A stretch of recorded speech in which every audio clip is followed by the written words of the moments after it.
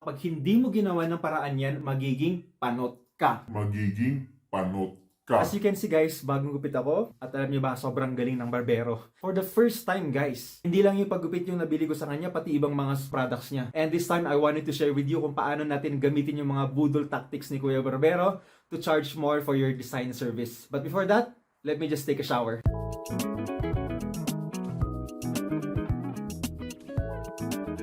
And I'm back. Ayan, nag-ayit na rin ako kasi mukha akong gusgusin. So yun nga guys, nagpagupit ako kanina after I went to the gym. Nagpatila ng konti and then I noticed a barbershop na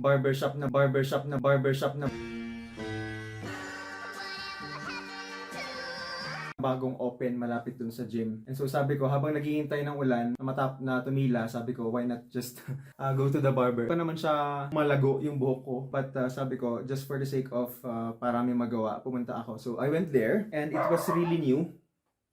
Awesome.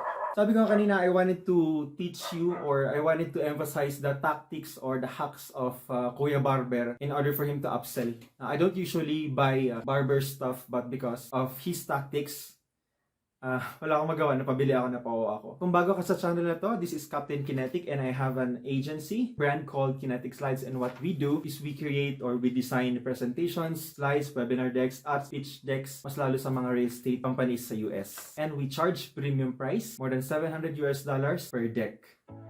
Pwede pala yun?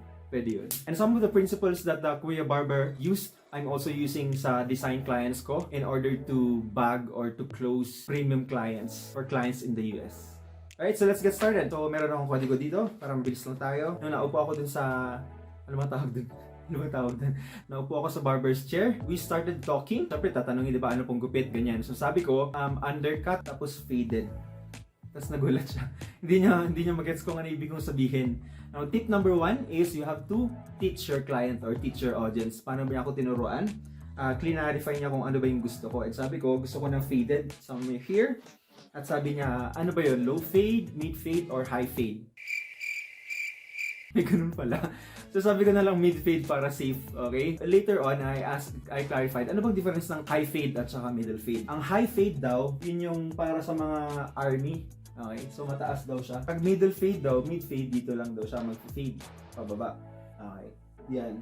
Dito kita yung nandito, yung bone dito. That's mid fade. So first step ni Kuya is to teach your client or your audience. So sabi ko, okay, kaya pala nakikita ko yung mga certificates na dyan na Master Barber, ganyan. Nung una hindi ako naniwala kasi judgmental ako. That alone actually made me trust him more. You know, making him a credible barber. Kasi natuto na ako sa ibang mga barbers, nagmamagaling sila, di ba? 2 haircuts before this haircut, I went to a cheap barber. Tapos sinabi ko na, gusto ko ng undercut. Sinabi ko kay Kuya Barber kanina, gusto ko ng undercut na faded. Ba, dumiretso siya. Kunyari, ang galing-galing. Tapos ang taas, sobrang taas talaga. Sobrang taas. Paglabas ko dun sa barber, nag-cut talaga ako kasi ang pangit tingnan. Diba, nagkakaroon tayo ng preconceived notion sa mga barbers natin kapag hindi pa natin sila kilala masyado. First time ko kanina kay Kuya Barber. So that's the first step. Teach your client or your prospect so that they will trust you. Tip number 2 is to be observant sa need ng client. So si Kuya Barber, habang gumigipit siya, napapansin niya na hindi consistent yung hair volume ko. So bali, mas makapal dito, tapos papunta dito, mas numinipis siya. Nung high school ako, nung college ako, hindi ganun, pantay-pantay yung kapal ng buhok ko. So he observed that. Now, which leads us to our tip number 3, which is to ask questions. Him, being a master barber, he was asking me some questions like, Sir, may ginagamit pa kayo sa buhok ninyo? Sabi ko naman, wala naman masyado. Sometimes I use an oil-based na pomade. Yeah, it's pomade actually. Okay, and from there, tinabi na niya yung observation niya sa akin. Sir, alam niyo medyo manipis dito niyo sa part na to. To be honest, hindi ko alam yung ganun. Hindi ko alam na manipis nga talaga siya. Pero some of my colleagues when I was still in the corporate world, sinasabi na nila na, uy, napapanood ka na.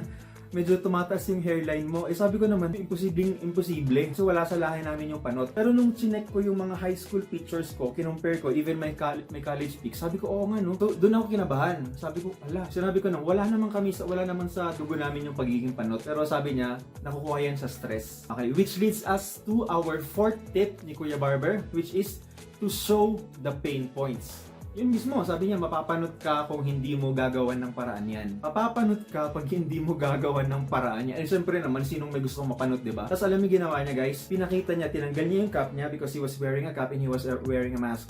So tinanggal niya yung cap niya at pinakita niya talaga volume ng hair niya dito. Kulang-kulang.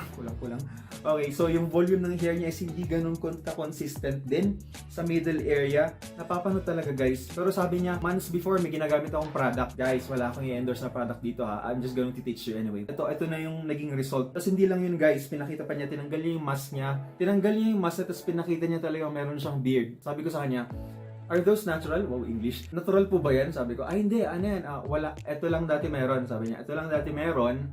Tapos ito lang dati meron. Pero sabi niya, okay, tumubo daw dito yung mga hairs niya. Tapos naging sarado. Diba? Usually sa atin mga Asian Filipinos is hanggang dito lang tapos ganun lang. Parang para sa akin. Pero nakita ko na sarado talaga. Sumarado.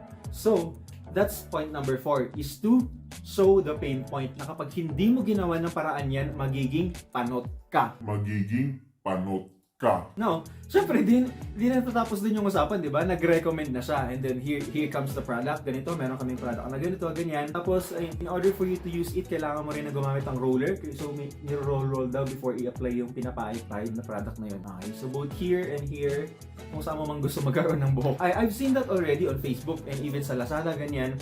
At nagkaroon ako ng interest dati pero syempre I don't have the trust. Kahit minsan pupunta ka sa website nila kasi hindi mo naman unang-una, it's your first time knowing about them at gaano katotoo yung mga products na yun. But there, nakita ko mismo pinakita niya na pinakita mismo ni Kuya Barber kung gaano ka-effective yung product na yun. At sabi niya naman, naging super honest din siya, which is a good thing. Sabi niya, depends yan sir. For me, 1 month pa lang of consistent use 3 times a day at gumagamit ako ng roller, nagkaroon ako ng baby hairs within 1 month. So sabi ko, okay, good. Convincing, right? Kasi you already see the results. So, napapaisip na ako. Tapos sabi ko, I can try that kasi gusto ko naman talaga magkaroon ng facial hairs dito. Nung natapos na siya sa buhok ko, syempre, naging comfortable na ako sa kanya. So sinasabihan ko siya ng feedback. Bakit hindi ito pareho dito, hindi siya pantay sa kabila, sinasabi ko. Kasi yung issue talaga, pag igaganyan mo, makikita mo na darker. Bakit darker dito? Tapos ito, lighter. Actually, yun yung isa sa mga questions na hindi ko talaga tinanong sa ibang mga barbers ko since birth. Okay, so sabi ko, bakit hindi pantay dito? Ngayon, nag-explain siya. Kasi sir, meron kang ano dito, pina-feel niya muna. Sir, i-feel mo dito. Sabi niya, tapos meron gumanon na portion dun sa head ko. Ewan ko kung ginawa ng nanay ko dati, bakit nagkaroon ng ganun. Ayun, sabi niya, binigyan ako ng options, which is a good thing, guys. Give options. Sabi niya, gusto mo sir, pwede kong i-korte ayon dun sa shape ng ulo mo. Pero ang magiging dating nun, mas magiging halata siya. Pinantay ko lang siya dun sa ibang mga buhok. Magiging darker siya, visibly darker. Pero magiging mas okay tingnan pag nakaharap ka. Give options. So sabi ko, I'm good with that. Huwag natin baguhin. Okay. Tinatapos pa niya, binabrush off niya yung mga buhok-buhok dito. Tapos sabi niya, eto pa, paano ba kayo gumamit ng pomade? Sabi ko, yung normal lang. Sabi ko, hindi ko magets yung question niya eh. Tapos sinabi niya, tuturuan ko kayo kung paano. Using a water-based pomade. Winarningan pa niya ako, sir, kapag gumagamit kayo ng pomade, mas magandang yung water-based para hindi siya pumapasok. Kahit matulog kayo overnight, lesser yung risk na magkaroon kayo ng hair fall.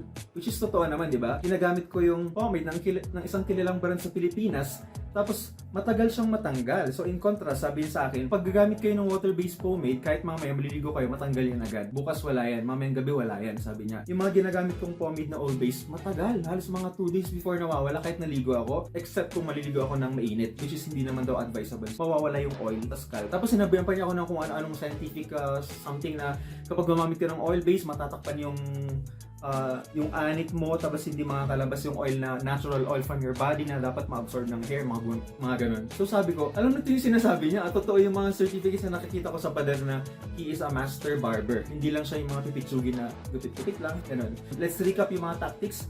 First is to teach your audience or your client. Next is to be observant. The third one is to ask question. The fourth one is to show the pain points, exaggerate the pain points, make a story out of it, which is compelling based on facts talaga. And last one is to recommend solutions. Huwag mo lang takutin yung audience mo, right? Mag-recommend ka ng solution. We have this, which solves your problem. And that's exactly what Kuya Barber said. So, what is the result of those pambubudol ni Kuya sa akin? Unang-una, he builds an authority. Okay, alam nyo ba, when I went out of that barbershop, inisip ko, dun na ako magpapagupit from now on. So that's one result. Next one, he becomes my top of mind already. When I say top of mind, kapag sinabi natin yung product na ganito, ang unang kong isipin, siya. Hindi yung Shopee, hindi yung Lazada, hindi yung Facebook Marketplace, or kung sino man na nakikita ko on social media. Kundi siya, si Kuya Barber. Because nga, naging authority siya sa akin, he establishes trust with me. Okay? Next is that I got interested sa kanyang business. You know what? I asked him kung mayroon siyang Facebook page. Kasi gusto kong bigyan siya ng 5-star rating because of the good customer service na binigay niya sa akin. At the same time, he gives me some, factual things na talagang naka-clarify in my... Nasabihin ko sana ng age ko in my years of existence, diba? So I hope you guys can apply that to your design service so that you can upsell. You can charge your client more money. That's it. Hey, if you are new to this channel and you wanted to know more about freelancing tips just like this, subscribe to my channel. And if you have any idea that we can relate to freelancing, please let me know in the comment below. We also have our Facebook page for those Filipinos who want to use their PowerPoint skills to earn money while serving people from around the world at the comfort of their homes and earn dollars. Please join our Facebook group. It's called PowerPoint Superheroes, and see you inside the group. This is Captain Kinetic saying, stay awesome!